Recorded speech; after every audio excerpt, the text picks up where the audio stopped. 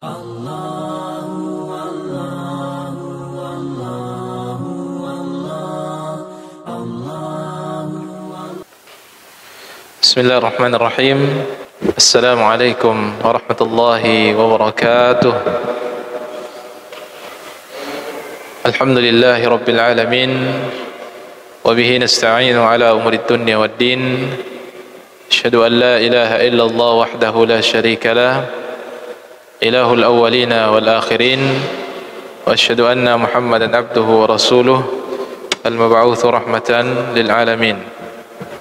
Salawatullahi wassalamuhu alaihi wa ala alihi wa sahbihi at-tayyibin wa ashabihi al-ghurri al-mayamin wa man tabi'ahum bi ihsanin ila yaumiddin, amma ba'd. Hadirin yang dimuliakan Allah Subhanahu wa taala, ya, alhamdulillah senantiasa kita bersyukur kepada Allah Subhanahu wa taala dan tidak bosan untuk kita senantiasa mengingatkan dan diingatkan tentang bersyukur kepada Allah Subhanahu wa taala, karena sungguh perkara ini adalah di antara kunci keselamatan, ya, di antara kunci keselamatan seorang hamba nanti di akhirat adalah sejauh mana dia mampu mensyukuri nikmat Allah Subhanahu wa taala. Dan tentang bersyukur, adalah di antara hal yang senantiasa dijadikan oleh syaitan sebagai sasaran untuk kemudian dilalaikan hati kita, dilalaikan lisan kita, dilalaikan anggota badan kita untuk bersyukur kepada Allah Subhanahu wa taala. Hadirin yang dimuliakan Allah Subhanahu wa taala, maka alhamdulillah ketika kita senantiasa sering mengingatkan dan diingatkan, dan itu pun belum cukup.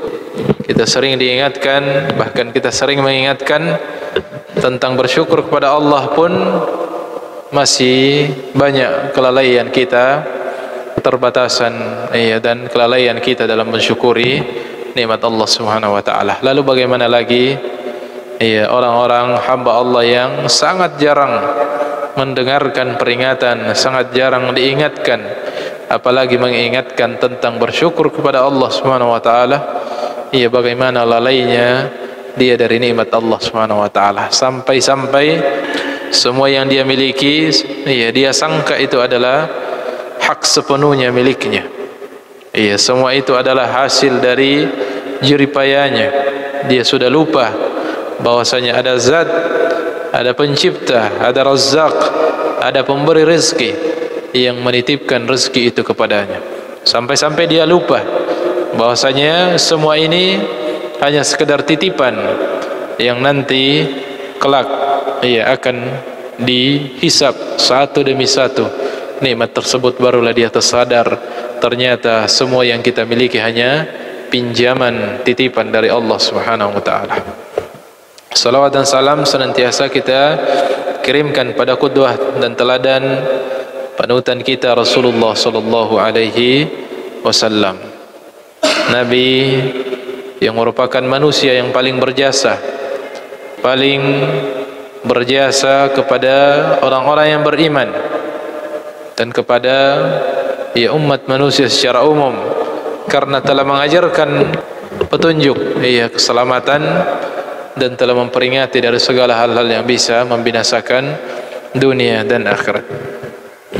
Ikhwani fid din, a'azzani Allah wa iyyakum ajma'in. Tersisa sedikit dari pembahasan tentang zikir-zikir yang diucapkan menjelang tidur, dan menyebutkan beberapa zikir yang dianjurkan oleh Nabi sallallahu alaihi wasallam untuk dibaca ketika menjelang tidur. Yang intinya adalah zikir tersebut begitu banyak yang menunjukkan bahwasanya Nabi sangat menganjurkan dan memperhatikan momen itu. Momen menjelang tidur adalah momen yang tidak boleh dilewatkan kecuali harus berzikir kepada Allah sebagai penutup dari hari kita atau aktivitas kita sebelum kita tertidur, agar tidur tersebut menjadi berkah, tidur yang kemudian tidak melalaikan kita untuk tidak bangun, khususnya melaksanakan sholat subuh, dan agar tidak dikuasai oleh syaitan saat kita tidur, nah, sehingga kita lalai dan melewatkan kewajiban kita. Dan juga jangan sampai tidur itu adalah akhir dari kehidupan kita, sehingga kita menutup kehidupan kita dengan ketaatan kepada Allah Subhanahu wa taala, bahkan di atas fitrah keimanan yang bersih dari kesyirikan. Beberapa sudah kita sebutkan pada pertemuan yang lalu, zikir-zikirnya bisa di share juga di Google jika kita ingin memvariasikan zikir-zikir kita, sehingga tidak itu saja. Mulai kita dari kecil itu terus yang kita hafal sampai sekarang masih itu saja. Meskipun tidak mengapa, namun tentu banyak kebaikan yang terlewatkan. Banyak ilmu yang terlewatkan, dan memang hal-hal seperti ini butuh untuk dihafal, dan kemudian setelah itu tentu di awal harus diusahakan untuk dihafal, setelah itu diamalkan terus, maka teringatlah. Dan yang paling gampang adalah apa yang sudah memang kita hafal, tinggal kita amalkan. Di antaranya adalah membaca surah Al-Kafirun, sudah kita sebutkan yang lalu. Kemudian hadis yang terakhir di bab ini, kami sebutkan saja secara singkat, adalah membaca ayat kursi. Membaca ayat kursi sebelum tidur. Sebagaimana kisahnya Abu Hurairah dengan syaitan. Abu Hurairah diperintahkan oleh Nabi SAW untuk menjaga zakat Ramadan atau zakat fitrah. Kemudian 3 malam berturut-turut ada seseorang yang datang, kemudian mengambil zakat tersebut secara sembunyi-sembunyi, dan kemudian ditangkap oleh Abu Hurairah. Kemudian 2 malam berturut-turut dilepaskan, karena Abu Hurairah prihatin dengannya. Prihatin, luluh hati beliau ketika lelaki tersebut menyampaikan alasannya dengan dusta dan mengatakan, saya ada hajat, kebutuhan yang sangat mendesak, ada keluarga yang butuh dinafkahi, dan seterusnya. Maka Abu Hurairah melepaskan orang tersebut. Kemudian di malam ketiganya Abu Hurairah tidak lagi melepaskannya, dan ia bertekad untuk membawanya kepada Rasulullah SAW. Tetapi lelaki tersebut kemudian memberikan alasan lagi yang lain, dan memberikan imbalan agar tidak dibawa kepada Nabi SAW, dengan mengatakan, saya akan mengajarkan kepadamu satu kalimat yang mana jika engkau membacanya sebelum engkau tidur, maka engkau akan senantiasa dijaga oleh Allah Subhanahu wa taala. Senantiasa berada dalam penjagaan Allah Subhanahu wa taala sampai engkau terbangun. Lalu kemudian dia membacakan ayat kursi. Dan Abu Hurairah menceritakan hal tersebut kepada Nabi SAW, dan Nabi mengatakan, sadaqaka wa huwa kadzub. Kali ini dia telah berkata jujur kepadamu, padahal dia adalah tabiatnya pendusta. Innahu syaitan, sesungguhnya dia adalah syaitan. Atau kama qala sallallahu alaihi wasallam. Maka di antara hal yang penting dibaca adalah ayat kursi. Terlebih lagi ayat kursi adalah memang ayat yang memiliki keutamaan khusus, terutama dalam hal perlindungan dari syaitan dan dari segala kejahatan-kejahatan. Kemudian hadis tentang penggalan dari bab ini yang belum kita sebutkan adalah perkataan Nabi SAW atau sabda Nabi SAW yang menunjukkan peringatan atau menunjukkan kerugian seseorang yang lalai dari berzikir kepada Allah Subhanahu wa taala. Termasuk lalai berzikir kepada Allah sebelum tidur. Dan dalam segala hal, lalai dari berzikir kepada Allah Subhanahu wa taala pada momen-momen yang semestinya kita berzikir di situ, itu akan ada kerugian yang nanti akan dilihat oleh hamba tersebut pada hari kiamat atau di akhirat kelak. Hadis Nabi sallallahu alaihi wasallam bersabda, beliau menyebutkan satu hadis saja tentang hal ini, hadis yang sahih atau hasan sahih.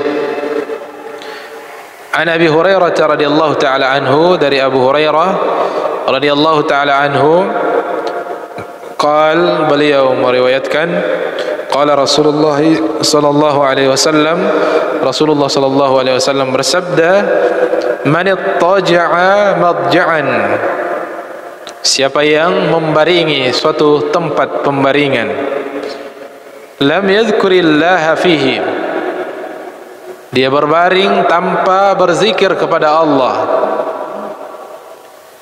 kana alaihi tiratun yaumal qiyamah.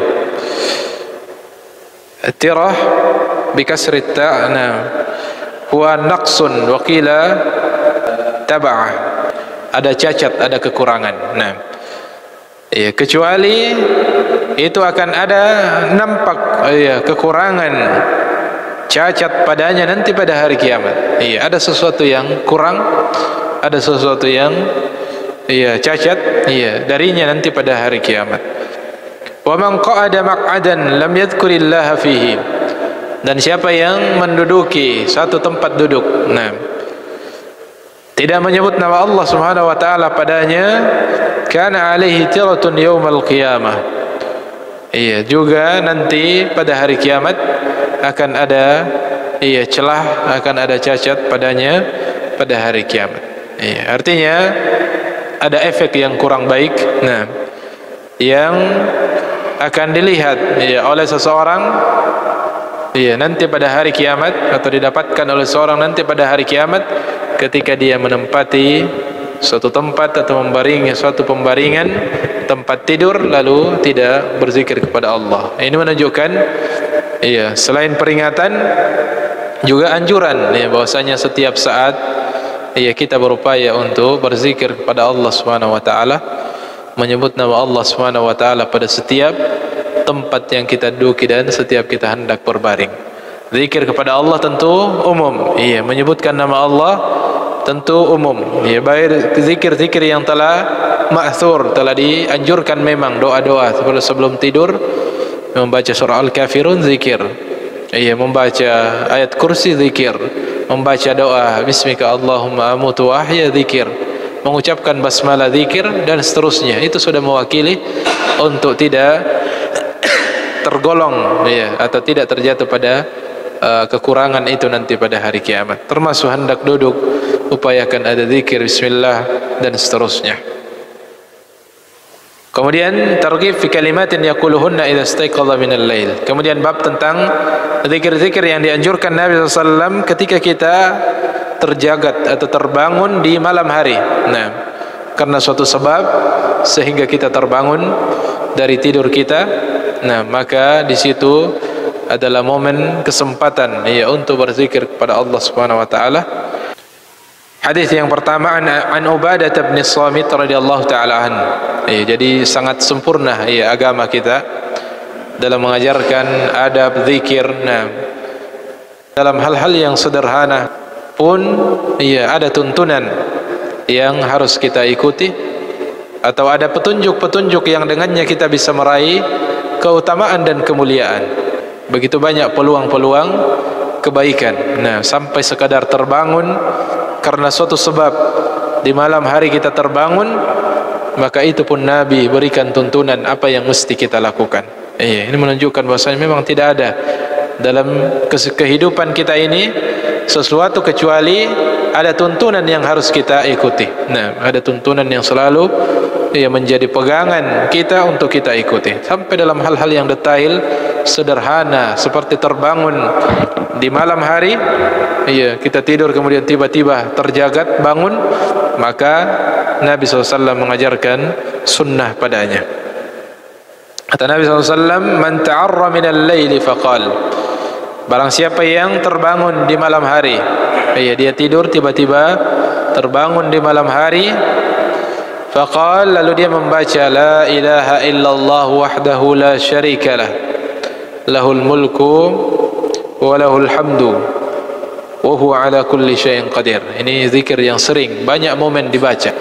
Setelah salat kita dianjurkan untuk membacanya, zikir pagi atau dalam sehari kita dianjurkan untuk membacanya. Membacanya 10 kali memiliki keutamaan khusus, membacanya 100 kali memiliki keutamaan khusus. Membacanya sebelum tidur. Nah, ada juga redaksi seperti ini, sebelum tidur kita lewati hadisnya. Dan termasuk ketika terjagat di malam hari, terbangun tiba-tiba di malam hari, maka ucapan ini juga diucapkan. Dan ini memang zikir yang sangat afdal, paling afdal, karena ada kalimat tauhid di dalamnya. Ini ada kalimat syahadat di dalamnya, maka tentu ini membuat zikir ini sangat afdal untuk diucapkan. Dan termasuk mau masuk pasar, meskipun ada redaksinya yang beda-beda sedikit, yang tentu semua itu harus diupayakan untuk dibaca sesuai dengan redaksi, sesuai dengan momen dan tempatnya. Zikir masuk pasar juga dimulai dengan kalimat ini, la ilaha illallah wahdahu la syarikalah, lahul mulku wa lahul hamdu.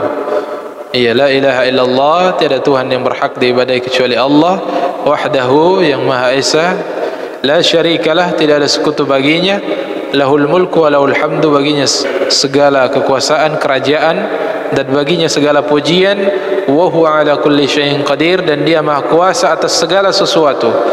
Alhamdulillah, segala puji bagi Allah, wa subhanallah, dan maha suci Allah, wa la ilaha illallah, dan tidak ada ilah yang berhak diibadahi kecuali Allah, Allahu akbar, dan Allah maha besar, wala haula wala quwata illa billah, dan tidak ada daya dan upaya kecuali dari Allah Subhanahu wa taala.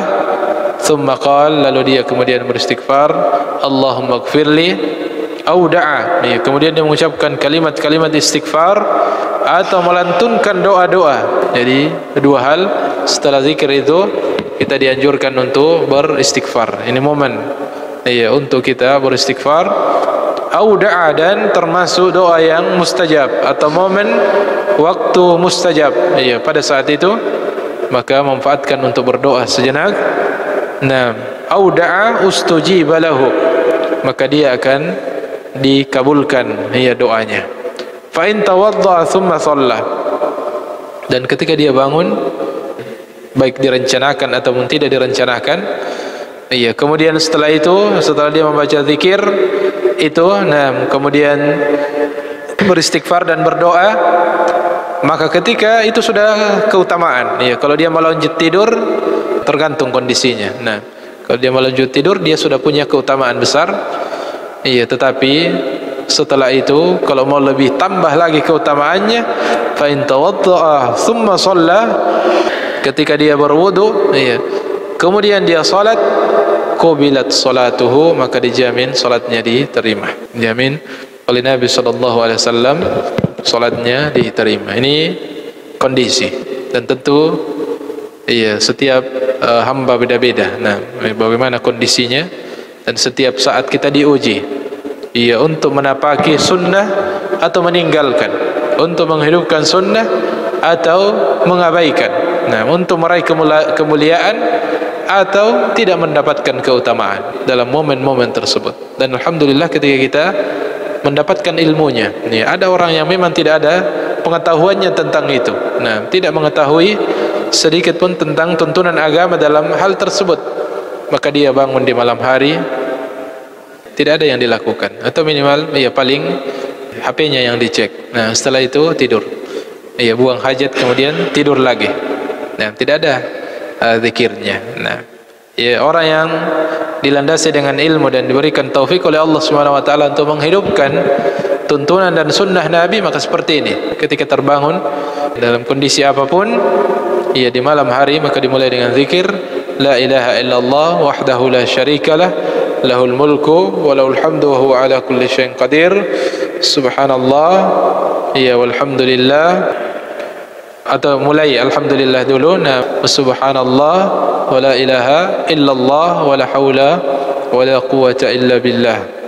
Kemudian beristighfar, Allahumma ighfirli, atau istighfar yang lainnya, dan berdoa setelah itu. Dan ini momen doa diijabah oleh Allah Subhanahu wa taala. Dan lebih sempurna lagi adalah ketika dia setelah itu berwudu, kemudian salat, minimal salat witir jika dia belum salat witir, dan salat lail minimal 2 rakaat ketika dia telah salat witir sebelumnya, dan salat lail dan salat witir jika belum salat witir sebelumnya, maka dia akan meraih keutamaan yang lebih besar lagi. Nah, satu hadis saja di bab ini, dan memang itulah yang satu tuntunan dari Nabi SAW ketika terbangun dari tidur. Bab setelahnya adalah at-targhib fi qiyamil lail. Sekarang kita masuk pada masih seputar salat. Salat sunnah, salat nawafil, yaitu salat yang paling istimewa. Dari salat sunnah yang disyariatkan dan dicontohkan oleh Nabi SAW, yaitu qiyamul lail. Nah, salat lail. Dan sungguh sebuah kemuliaan, sebuah nikmat yang besar ketika seorang hamba dikaruniai kemampuan, taufik dan hidayah oleh Allah Subhanahu wa taala untuk bisa menjaga ibadah ini. Dan ini butuh proses yang tidak ringan. Butuh mujahadah, butuh kesungguhan, butuh tekad yang kuat untuk bisa menjaga ibadah ini. Tentu karena menunjukkan agungnya ibadah ini sangat banyak hadis-hadis Nabi SAW yang menganjurkan ini. Bahkan sebelum turunnya ibadah salat wajib Nabi SAW adalah qiyamul lail. Nah, sebelum Isra dan Mi'raj, Nabi SAW menerima perintah salat 5 waktu. Kewajiban beliau dari awal beliau diutus menjadi nabi adalah qiyamul lail. Qiyamul lail kewajiban beliau. Nah, qumil laila illa qalila. Ini surah Al-Muzammil. Beliau sudah diperintahkan di awal wahyu turun, beliau sudah diperintahkan qumil laila illa qalila. Bangunlah di sebagian malam, atau di kebanyakan dari waktu malam, kecuali sebagian sedikit saja yang engkau tidak qiyamul lail padanya. Nisfahu, atau bahkan setengahnya, setengah malam habiskan untuk qiyam. Ketika Nabi di awal diberikan amanah yang berat untuk menyampaikan dakwah, Allah mengajarkan kepadanya di antara pilar hal yang bisa menguatkan beliau dalam berdakwah, dan ini menjadi kaidah kepada umatnya untuk kemudian bisa menjalankan amanah-amanah yang berat, tugas-tugas yang berat, apalagi amanah-amanah agama, dakwah dan seterusnya. Kalau mau tegar dan kuat di dalamnya, maka kuatkan diri anda dengan salat. Nah, wasta'inu bis-sabri was-salah. Dan secara umum kata Allah SWT dalam firman-Nya, dan memintalah pertolongan, mintalah kekuatan dalam menjalankan amanah dan tugas tanggung jawab dengan menjaga salat dan bersabar.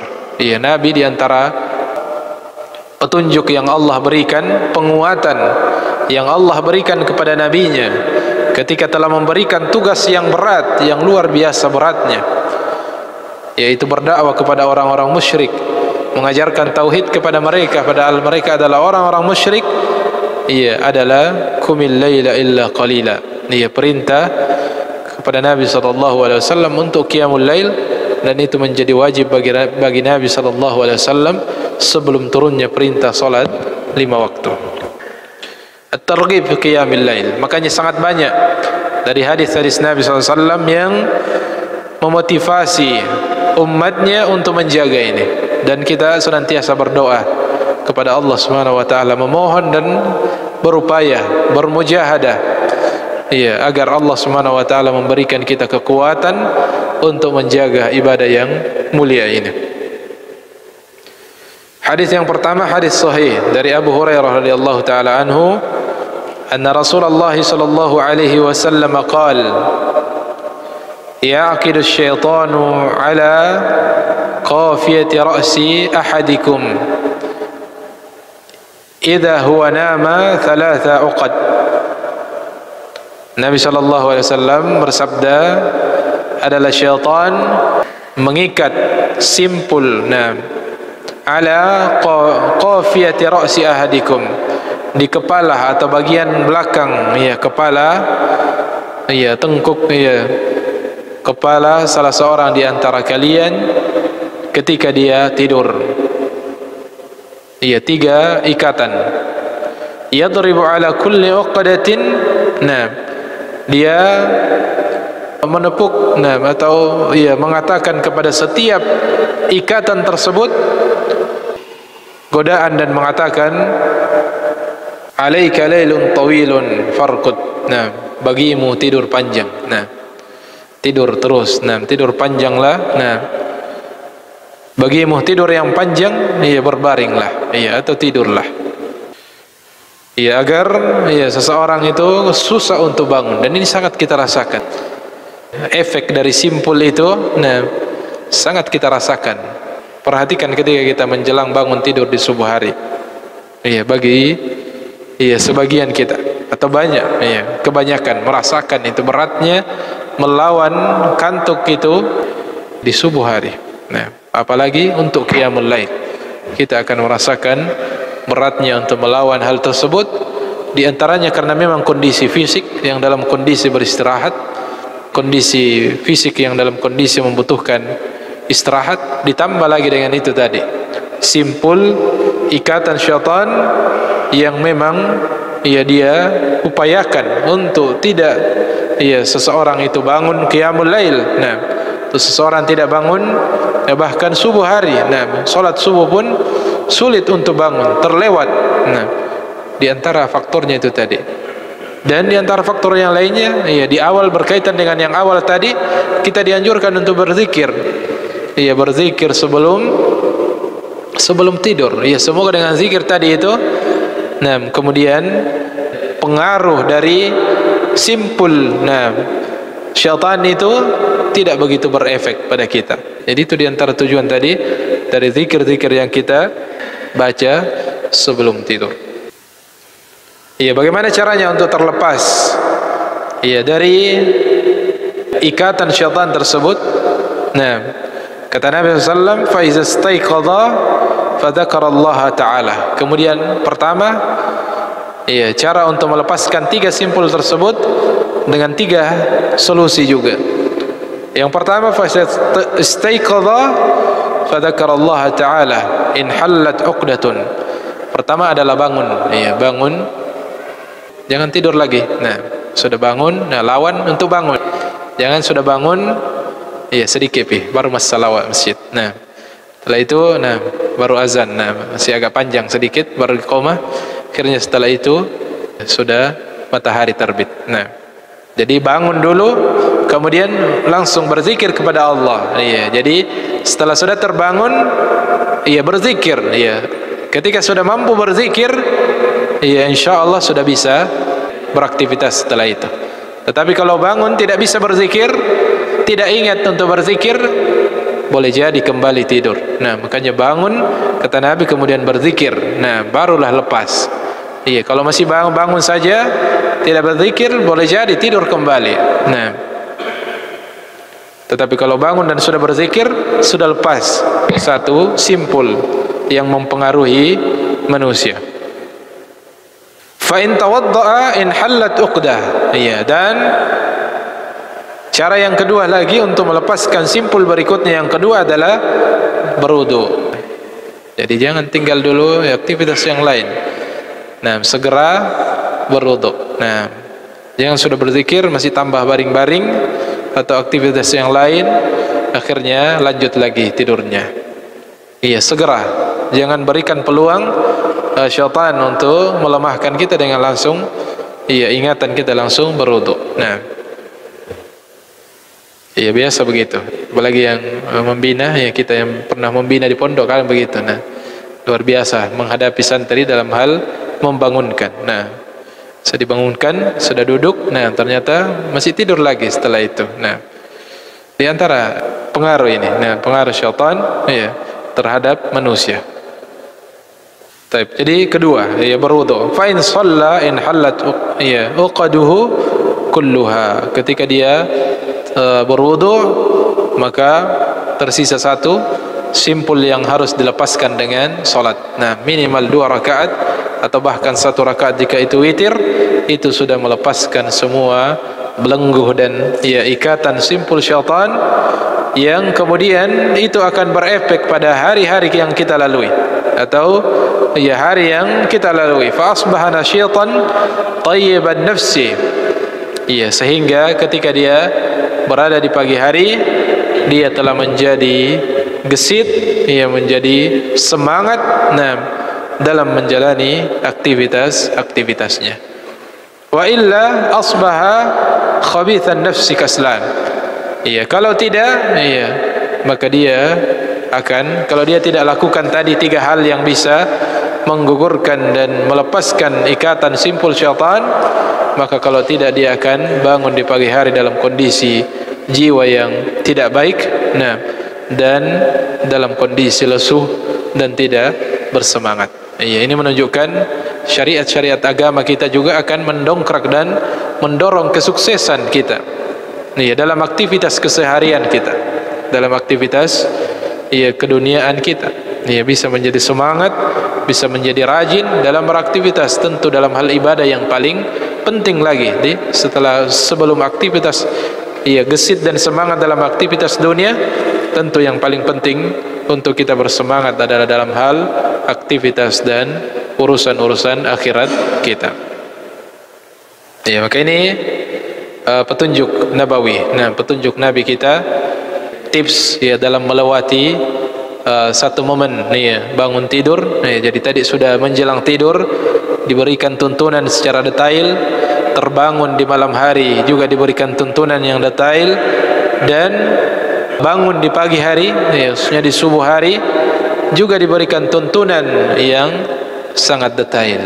Maka segala puji bagi Allah Subhanahu wa taala yang telah menuntun kita dan memberikan hidayah untuk berada di atas agama yang sangat jelas dan sangat, ya, mulia tuntunannya. Kemudian hadis yang berikutnya kurang lebih redaksinya sama, kita bacakan secara cepat. An Jabir, dari Jabir bin Abdullah radhiyallahu taala anhu, beliau meriwayatkan Rasulullah SAW bersabda, "Ma min dzakarin wala untha," ya, tidaklah seseorang lelaki ataupun seorang wanita, illa ala rasihi jarirun maq'udun hina yarqudu bil lail, kecuali di atas kepalanya ada simpul yang terikat, ketika dia tertidur di malam hari. Fa in istayqadha fa dzakarallaha in hallat 'uqdah, ketika dia bangun, iya, dan mengingat Allah, berzikir kepada Allah, terlepaslah satu ikatan.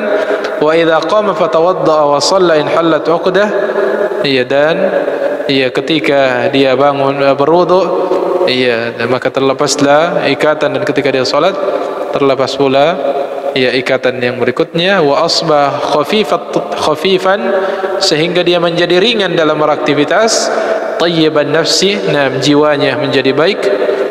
Qad asaba khairan, maka dia telah meraih dan mendulang kebaikan yang banyak di hari itu. Jadi semua dari proses persiapan kita melalui hari-hari, ya, dengan adab-adab dan zikir yang diajarkan Nabi SAW, maka ini adalah di antara kunci-kunci, ya, kesuksesan kita dalam melewati hari-hari kita.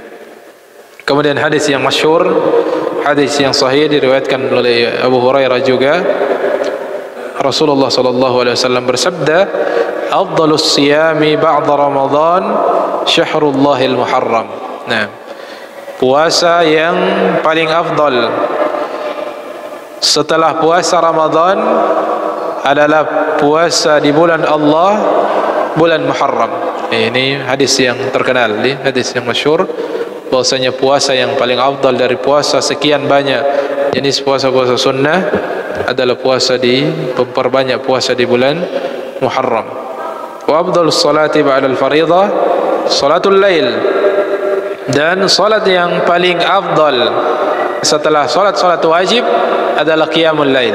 Salat sunnah yang paling afdal setelah salat wajib yang kita kerjakan adalah qiyamul lail, salat malam. Ya, terlebih lagi karena memang dia sebelum kewajiban salat 5 waktu, salat wajib Nabi SAW adalah qiyamul lail. Ya, maka tentu layak untuk kemudian mendapatkan urutan kedua, ya, salat yang paling afdal setelah salat-salat wajib. Dan ditambah lagi dengan keutamaannya sangat banyak. Ya, sangat banyak keutamaannya disebutkan oleh Nabi, dan juga dikarenakan karena ibadah ini adalah ibadah yang paling, atau salat sunnah yang paling berat untuk dikerjakan. Di antara beberapa tolak ukur kemuliaan suatu ibadah adalah dari sisi kesulitannya, dari sisi tingkat kesulitannya ibadah tersebut dikerjakan. Nah, qiyamul lail atau salat sunnah yang paling berat untuk dikerjakan adalah qiyamul lail. Iya, karena ia dikerjakan pada waktu kebanyakan orang beristirahat, pada momen yang paling hening, paling nyaman ia suasana untuk beristirahat. Namun Allah menguji kita dengan satu ibadah yang disunnahkan oleh Nabi kita SAW sebagai peluang untuk meraih kemuliaan di hadapan Allah Subhanahu wa taala, dan untuk menyeleksi mana hamba Allah Subhanahu wa taala yang betul-betul senantiasa mengingat Allah Subhanahu wa taala, ya, atau mendahulukan mengingat Allah Subhanahu wa taala daripada kenyamanan istirahat, empuknya tempat tidur dan nyamannya suasana beristirahat. Itu ujian tentunya, meskipun dia ibadah sunnah. Karena kasih sayang Allah dan rahmat Nabi kita SAW kepada umatnya tidak dijadikan sebagai kewajiban. Karena begitu beratnya. Jangan sampai ketika menjadi kewajiban maka akan banyak dari umat Nabi kita yang berdosa setiap malam karena melewatkan qiyamul lail. Tetapi meskipun kita tidak berdosa ketika terlewat, namun tentu menjadi sebuah kerugian bagi kita melewatkan momen kebaikan yang sangat tinggi nilainya insya Allah Subhanahu wa ta'ala. Makanya dalam kaidah disebutkan al-ajru ala qadri masyaqqah. Kaidah itu balasan pahala selalu berbanding lurus dengan kondisi beratnya ujian. Ibadah akan semakin besar pahalanya jika dikerjakan ibadah yang berat, peluang juga untuk berat timbangan pahalanya. Termasuk qiyamul lail di antara faktor menyebabkan dia ibadah yang paling besar nilainya, karena dia adalah ibadah yang sangat berat untuk dikerjakan, dan terbukti sangat sedikit dari hamba Allah Subhanahu wa taala yang mampu untuk menjaganya. Jadi afdalu as-salati ba'da al-fariidhah qiyamul lail, salatul lail. Sebaik-baik atau salat sunnah yang paling afdal setelah salat wajib adalah qiyamul lail. Dan tentu ini butuh proses. Setiap kita tentu diawali dengan azam, tentu diawali dengan niat, diawali dengan azam dan tekad untuk mendapatkan kemuliaan tersebut, dan bermohon kepada Allah Subhanahu wa taala untuk dikuatkan dan tempuh sebab-sebabnya agar kemudian kita mampu untuk menjaga. Dan semua jenis ibadah ketika sudah dilalui dan sudah berproses dan sudah berupaya untuk istiqamah, nantinya tidak akan lagi menjadi beban. Di awal memang terasa menjadi satu beban berat yang harus kita lewati, akan tetapi ketika sudah terjaga kemudian sudah menjadi kebiasaan, maka justru akan menjadi sebuah kebutuhan dan tidak lagi menjadi satu beban bagi kita. Mudah-mudahan Allah Subhanahu wa taala memberikan kita taufik. Masih banyak hadis-hadis di bab ini menyebutkan tentang qiyamul lail. Insyaallah kita akan terus sebutkan. Semoga ini menjadi bagian dari proses, menjadi bagian dari sebab-sebab untuk bisa menguatkan kita untuk bisa menjaga qiyamul lail. Tentu di antara faktor pendorongnya adalah mengetahui keutamaannya dengan baik. Memahami keutamaannya yang sangat besar sehingga kita terdorong untuk kemudian menjaganya. Dan hal yang paling penting adalah taufik dari Allah Subhanahu wa taala untuk memberikan kita hidayah, penguatan, petunjuk untuk bisa mengamalkan sunnah yang mulia ini. Demikian apa yang bisa kita sampaikan, mudah-mudahan ada manfaatnya. Segala yang benar datangnya dari Allah, hal-hal yang keliru adalah keterbatasan kami secara pribadi. Makanya kita beristighfar kepada Allah Subhanahu wa taala menutup majelis kita dengan doa kafaratul majlis. Subhanakallahumma bihamdik, asyhadu an la ilaha illa anta, astaghfiruka wa atubu ilaik. Wassalamu alaikum warahmatullahi wabarakatuh.